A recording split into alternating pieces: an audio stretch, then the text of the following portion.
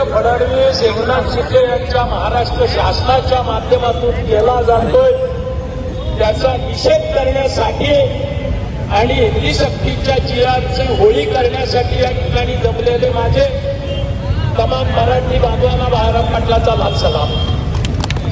महाराष्ट्राची जी निर्मिती झाली भाषावार प्रांतरचनेच्या कालखंडामध्ये मोरारजी देसाईंचा प्रचंड विरोध मोडीत काढून 105 हुतात्म्यांनी आपलं बलिदान दिलं आणि मुंबईसह संयुक्त महाराष्ट्राची निर्मिती झालेली आहे. या महाराष्ट्राची अधिकृत भाषा मराठी आहे आणि मराठी भाषा